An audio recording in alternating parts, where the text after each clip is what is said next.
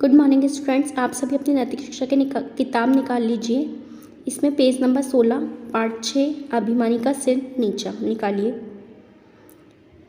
दो मित्र थे, एक कछुआ और एक खरगोश। कछुआ विनम्र था और खरगोश अभिमानी था। खरगोश को अपनी तेज चाल पर बहुत अभिमान था। वह अपने मित्र कछुए से अपनी बड़ाई अपने आप ही किया करता था। कछुआ बेचारा चुपचाप सुनता रहता था। दो मित्र होते हैं, कछुआ और एक खरगोश। कछुआ तो विनम्र स्वभाव का यानी कि शांत स्वभाव का था, और खरगोश था जो एक घमंडी था। खरगोश को अपनी तेज चाल पर घमंड था और उसको अपने आप पर अभिमान भी था कि मैं बहुत तेज़ से चलता हूँ। वह अपनी तेज चाल पर घमंड भी करता था और अपनी बड़ाई अपने आप ही करता रहता था, और कछुआ उसकी बात को चुपचाप सुनता रहता था।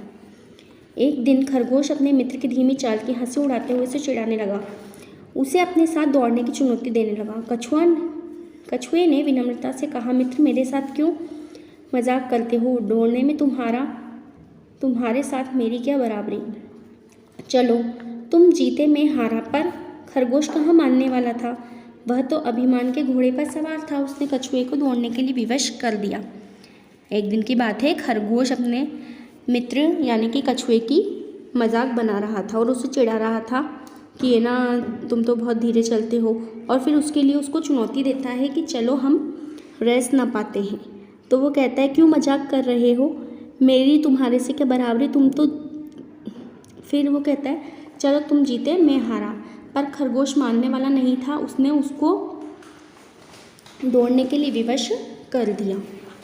दोनों में दौड़ शुरू हुई। खरगोश तेजी से दौड़कर आंखों में ओझल हो गया। कछुआ धीरे धीरे चलता रहा। रास्ते में हरे घास का एक मैदान आया। खरगोश ने कुछ देर विश्राम करने का विचार किया। शीघ्र ही उसने नींद आ गई। कछुआ निरंतर चलता रहा और खरगोश से काफ़ी आगे निकल गया। काफ़ी देर सोने के पश्चात खरगोश उठा और सोचने लगा कि कछुआ तो अभी बहुत पीछे होगा।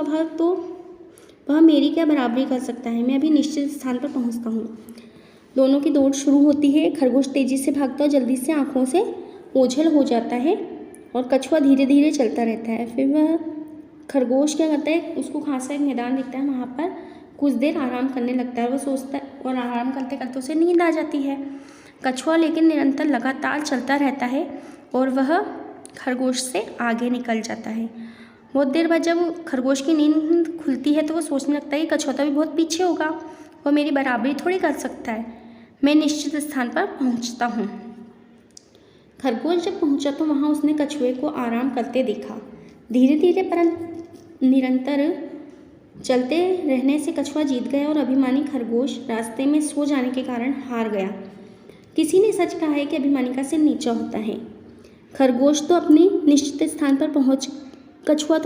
स्थान पर पहुंच गया था, लेकिन खरगोश सो गया था। इस कारण से वह हार गया। और इसीलिए किसी ने सच कहा है कि अभिमानी का सिर नीचा, जो हमेशा घमंड करता है उसका सिर नीचा होता है, उससे बेइज्जती सहन करनी पड़ती है। शिक्षा, हमें कभी अपमान नहीं करना चाहिए। इस पाठ से हमें शिक्षा मिलती है कि हमें कभी भी अभिमान नहीं करना चाहिए, यानी कि हमें कभी भी घमंड नहीं करना चाहिए।